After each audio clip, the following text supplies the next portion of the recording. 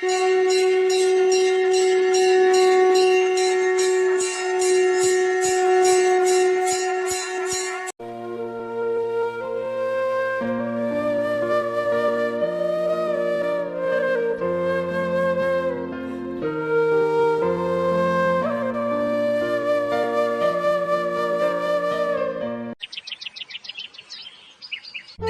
पुराण में भगवान शिव के कई अवतारों की व्याख्या मिलती है। उन्हीं में से एक अवतार वृषभ अवतार है, जिसे भगवान शिव ने भगवान विष्णु के पुत्रों का संहार करने के लिए लिया था।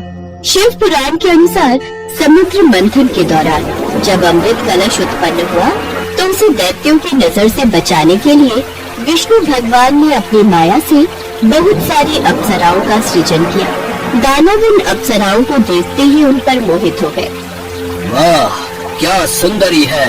आहा, इसे तो मैं उठाकर अपने साथ पाताल लोक ले जाऊंगा। सभी दैत्य उन अप्सराओं को अपने साथ पाताल लोक ले गए और उन्हें वहां बंदी बना लिया। फिर अमृत कलश लेने वापस लौटे, लेकिन तब तक सारे देवतागण अमृत का पान कर चुके थे। यह देख दानव क्रोधित हो गए। छल किया है तुम देवताओं ने हमारे साथ, बहुत बड़ा छल। हाँ, बहुत बड़ा छल किया है तुमने। अब हम तुम्हें नहीं छोड़ेंगे। आक्रमण! ये कहकर सभी दैत्यों ने देवताओं पर आक्रमण कर दिया, लेकिन अमृत पान के कारण देवता अमर अचर हो चुके थे, जिस कारण दैत्यों को हार का सामना करना पड़ा।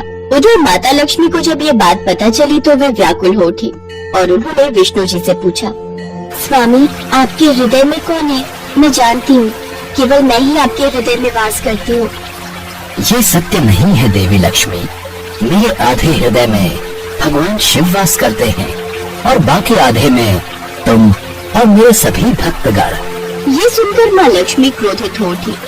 ठीक है, फिर आप जाकर अपने उन अप्सराओं भक्त के साथ पाताल लोक ले रहिए और उन पर ही सारा प्रेम बरसाइए।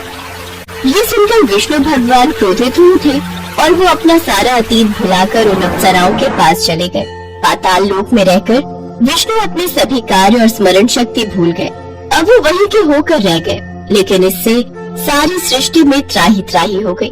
श्री हरि विष्णु पाताल लोक में रहने लगे, जहाँ उन अप्सराओं से विष्णु भगवान को कुछ पुत्रों की प्राप्ति भी हुई, लेकिन उनके सभी पुत्र राक्षस प्रवृत्ति के थे और उन्होंने तीनों लोकों में कोहराम मचाना शुरू कर दिया।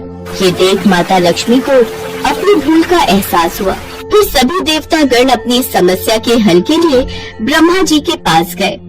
अब आप सबकी सहायता तो केवल महादेव ही कर सकते हैं। फिर सभी देवतागण माता लक्ष्मी के साथ महादेव के पास गए।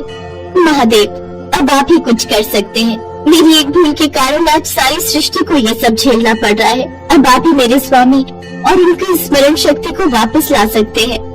अवश्य देवी, मैं आपकी और इस सृष्टि की सहायता अवश्य करूंगा। ये कहकर महादेव ने एक नीले रंग के बैल का यानी वृषभ अवतार लिया और विष्णु पुत्रों यानी कि उन दानवों का नाश करने के लिए पाताल लोक की ओर निकल गए। वहाँ जाकर उन्होंने सभी विष्णु पुत्रों को मार डाला। ये देख विष्णु भगवान क्रोधित हो उठे और उन्होंने वृषभ अवतार लिए भगवान शिव पर आक्रमण करना शुरू कर दिया।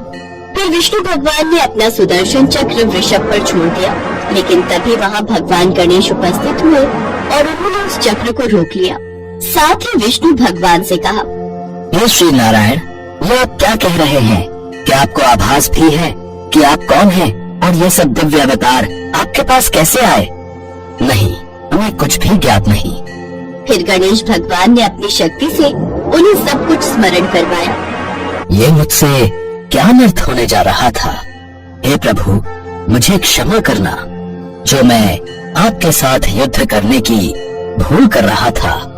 फिर महादेव अपने असली रूप यानी महादेव के रूप में प्रकट हो जाते हैं और मुस्कुराते हुए भगवान विष्णु को क्षमा कर देते हैं। फिर वो वापस देवलोक लौट आए, किंतु उनका सुदर्शन चक्र पाताल लोक में ही रह गया था, जिसके लिए वो वापस अपना सुदर्शन चक्र लेने जाने लगते हैं।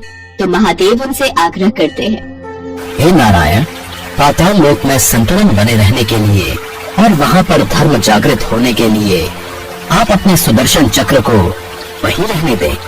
जिसके बाद महादेव एक नया सुदर्शन चक्र प्रकट करते हैं और उसे भगवान विष्णु को प्रदान करते हैं। अब विष्णु भगवान माता लक्ष्मी के साथ बैकुंठ में रहने लगे। एक बार भगवान शंकर तपस्या से उठे तो माँ पार्वती उनके पास आई और बोली, स्वामी, आप सारा दिन पर्वत पर बैठे रहते हो और मैं सारा दिन घर का कामकाज करती हूँ, भूखी प्यासी बैठी रहती हूँ। आप कुछ नहीं कमाते हो, मैं क्या खाऊं, क्या बच्चों को खिलाऊं? आपने कभी इस ओर ध्यान भी दिया कि परिवार कैसे चलेगा? माँ पार्वती की बातें भगवान शंकर ध्यान से सुन रहे थे।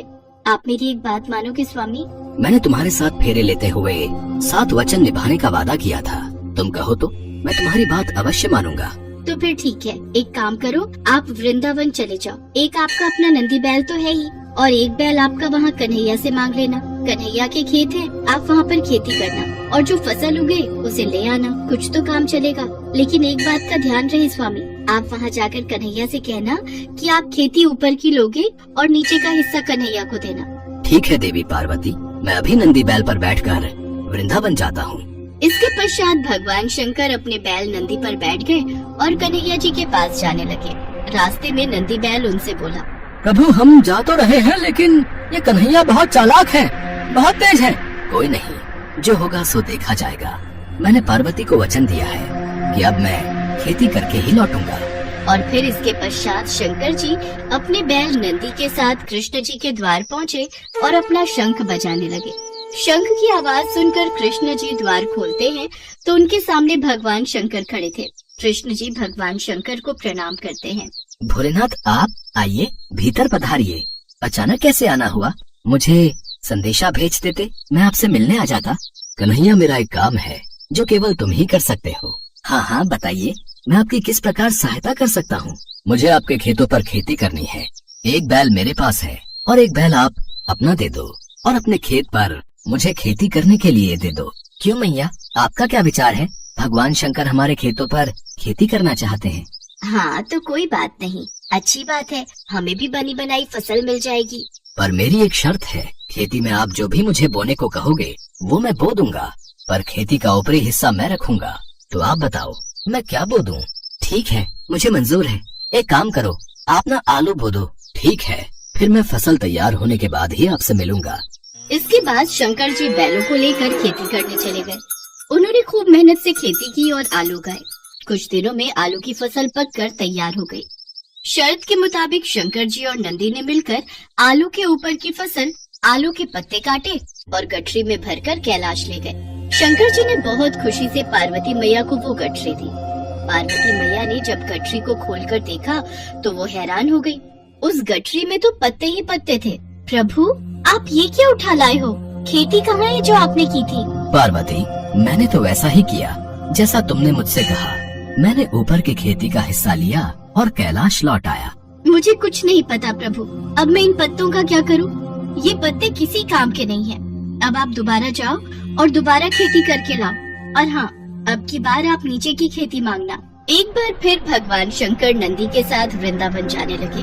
रास्ते में नंदी ने उन्हें फिर समझाया कि कान्हा बहुत चतुर है, तो आप सावधान रहना। शंकर जी ने फिर से वही कहा कि जो होगा देखा जाएगा। कन्हैया, मुझे आपके बैल और खेत फिर से चाहिए। मुझे एक बार फिर खेती करनी है, पर इस बार मेरी शर्त ये है कि मैं खेती नीचे की लूंगा, ऊपर की आप रखना। बताओ मैं क्या बो दूं? ठीक है, फिर तो आप बाजरा बो दो। कृष्ण जी के कहने पर शंकर जी ने बाजरा बो दिया और खेती की। उसकी अच्छे से रखवाली की और कुछ ही समय में बहुत अच्छी बाजरे की फसल उगाई। शंकर जी बाजरे के नीचे की डंडियां तोड़कर कैलाश ले गए और ऊपर का बाजरा सारा कृष्ण जी और यशोदा मैया घर ले गए। कैलाश पहुंचकर जब शंकर जी ने माता पार्वती को बाजरे के नीचे की डंडियों से भरी गठरी दिखाई तो वो फिर से क्रोधित हो गई। अरे, आप ये क्या ले आए? ये तो घास फूस है, इनका मैं क्या करूँगी?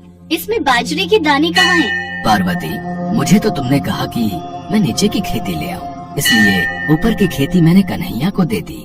मुझे कुछ नहीं पता, मैं क्या बनाऊं और क्या खिलाऊं। आप एक बार फिर से जाओ और इस बार कन्हैया से कहना कि ऊपर और नीचे दोनों की खेती आप ही रखोगे। ठीक है पार्वती, जैसा तुम कहो, मैं फिर से जाता हूँ। चलो नंदी। शंकर जी कन्हैया के द्वार पर पहुँचे और उनसे फिर से खेती करने के लिए कहा। कन्हैया, इस बार ऊपर और नीचे दोनों की खेती मैं ही लूंगा।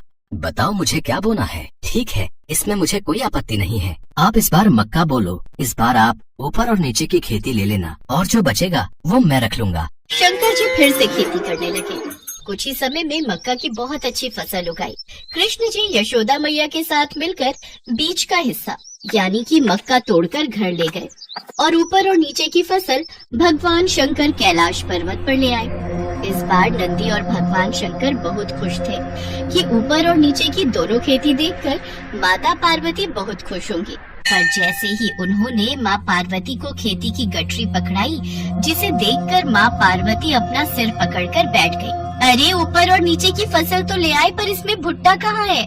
पार्वती, तुमने ही तो कहा था कि ऊपर की और नीचे की खेती लेकर आऊं, इसलिए मैं ऊपर और नीचे की खेती ही तो लेकर आया हूँ। अब मैं भोला भाला जैसा तुमने मुझसे कहा मैंने वैसा ही किया। तभी कृष्ण जी आते हैं। माँ पार्वती, भोलेनाथ बिल्कुल उचित कह रहे हैं। भोलेनाथ को तभी तो भक्त भोले बाबा कहते हैं। भोलेनाथ तो भाव के भूखे हैं। प्रेम से जो भी इनको कुछ भी अर्पित करता है वे ग्रहण कर लेते हैं। आप धन्य हैं भोलेनाथ। माँ पार्वती, भोलेनाथ के द्वारा की हुई खेती मैं ले आया हूँ, इसे स्वीकार कीजिए।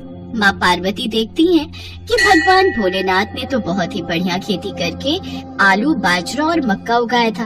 वो खुशी से फूली नहीं समाती। कुछ भी कहिए स्वामी, पर आपने नंदी और कान्हा के बैलों के साथ मिलकर बहुत बढ़िया खेती की है।